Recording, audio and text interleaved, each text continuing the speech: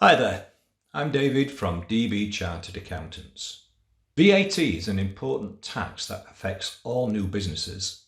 VAT is a tax on consumer expenditure and is ultimately paid by the final customer. Most business transactions involve the supply of goods or services, and VAT is payable if they are made in the United Kingdom by a taxable person, which includes limited companies, in the course or furtherance of their business, and are not specifically exempted or zero rated.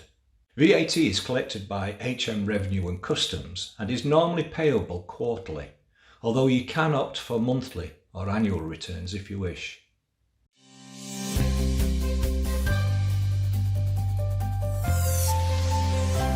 VAT registration. There are two different types of registration, either compulsory or voluntary. Compulsive registration applies to a person that makes taxable supplies who becomes liable to be registered if, at the end of any month, the value of the taxable supplies in the period of 1 year then ending has exceeded the VAT registration limit. You can obtain the amount of the current registration limit by doing a Google search. Search on VAT registration limit, skip the ads at the top and choose VAT registration threshold gov.uk, which leads to this page where the current limit is displayed. You also have to compulsorily register if at any time there are reasonable grounds for believing that the value of your taxable supplies in the next 30 days will exceed the VAT registration limit. You also have to register if you acquire a business that is carried on by a taxable person who is transferring the business as a going concern, and the taxable supplies for the business in the last 12 months prior to the transfer exceed the VAT registration limit. Bear in mind that VAT registration thresholds is normally subjected to increases each year in line with inflation. However, there are periods where they freeze the threshold, as is the case currently as I'm recording this video.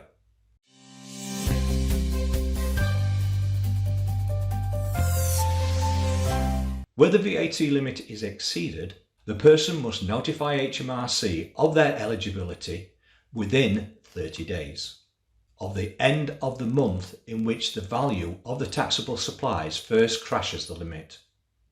Thus, for example, if the value of taxable supplies first exceeded the VAT registration limit in the 12 months ended on the 31st of March, then HMRC must be notified by the 30th of April, and VAT registration would then commence on the 1st of May. So what about voluntary registration? In certain circumstances, it may be beneficial to register on a voluntary basis for VAT, even though the value of taxable supplies that you make may never exceed the registration limit. This is normally only beneficial where the majority of supplies are being made to customers who are themselves VAT registered. I long since created a video discussing this in detail. Give it a watch to see if voluntary registering would work for you. Another situation where voluntary registration might be beneficial is where the supplies that you make are all zero rated, and thus no VAT is charged on your sales or supplies. But all VAT suffered on expenses can be recovered from HMRC. The advantages and disadvantages of voluntary registration are as follows.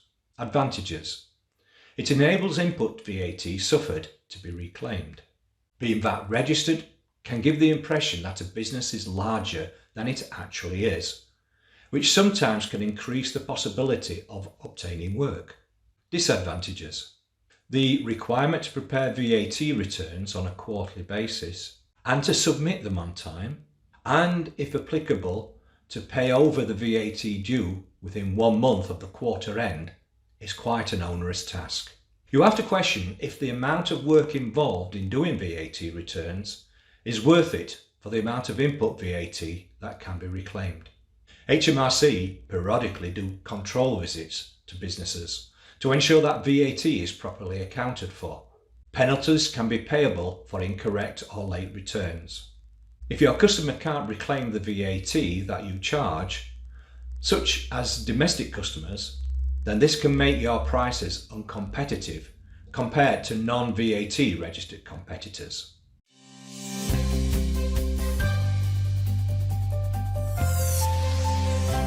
Whether to register or not is not an easy decision to make, and due to the significant costs of making the wrong decision, I would always recommend discussing this with an accountant before you take the step of registering on a voluntary basis.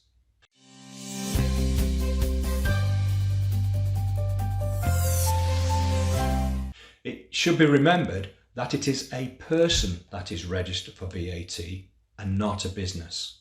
When a person has two separate and different businesses, both with taxable supplies that individually fall below the registration limit, then they will require to register for VAT and account for VAT at the appropriate rates on the total supplies should they in aggregate exceed the registration limit. Where the two businesses are distinctly different and are run independent of each other, this aggregation problem can be avoided by having one of the businesses operated by a limited company or by a partnership, both of which are different persons for VAT purposes. However, this is an area where you really do need professional advice. HMRC have the power to treat two businesses as one, if strict criteria are not met, as they may argue that a single business has been deliberately fragmented simply to keep below the registration threshold.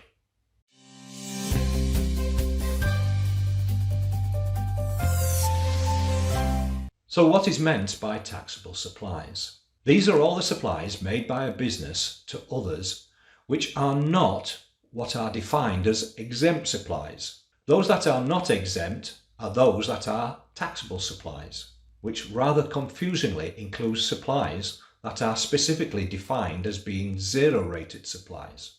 Exempt supplies are not the same as zero-rated supplies. The major categories of exempt supplies are land, but not buildings, insurance, postal services, betting, gaming and lotteries, finance, education, health and welfare. It's important at the outset of your business that you carefully establish the VAT status of any supplies that you will be making. This sometimes is confusing and on the face of it nonsensical.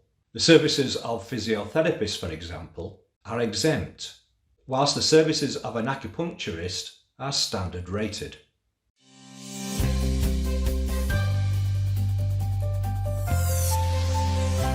Tax rates. There are three rates of VAT. Standard rate, which applies to all sales of standard rated goods or services, which is all supplies that are neither zero rated, exempt, or deemed to be outside the scope of VAT, such as MOTs. Lower rate. This applies to certain supplies of fuel and power and a few other specific supplies. Zero rated. The four main areas of zero rated goods are food and agriculture, excluding pet foods and most catering, printed matter including books and newspapers, young children's clothing and footwear, and passenger transport but excluding hire cars, taxis and parking. The rates of VAT change from time to time, though fortunately not over frequently. Most people are aware of what these rates are, but an internet search will always let you know what the prevailing current rates are.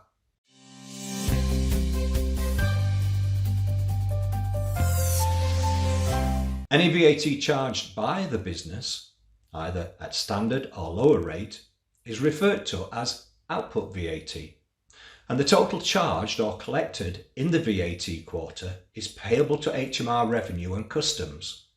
You can offset against the output tax that you owe any input tax that you have incurred.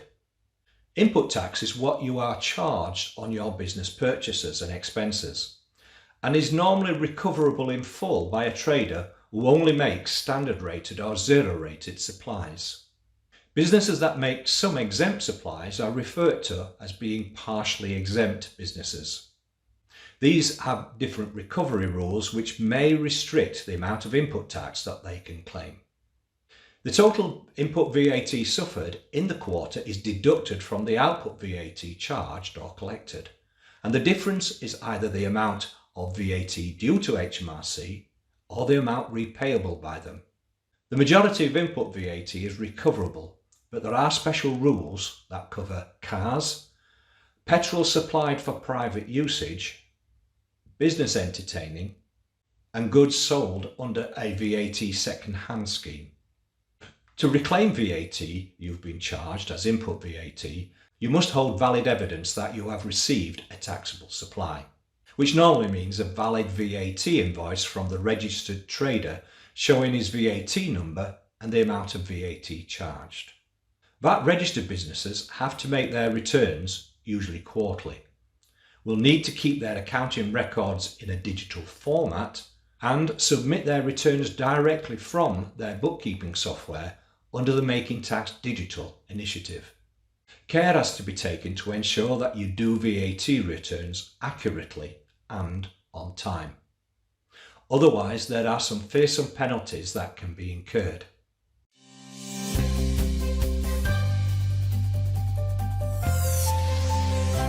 VAT is one area where you can make very costly mistakes. You really do need to proceed with care in making decisions about VAT registration, and you ought to take professional advice to avoid making a wrong and expensive mistake. If you would like to discuss VAT registration and ways that you can avoid or defer it, please get in touch with us. If you need help, please contact us on help@deb-accountants.co.uk, or you can telephone us on 01226 24 5824. Thank you for watching this video, and please subscribe to our YouTube channel to receive notification whenever we upload new videos to help you. Bye for now.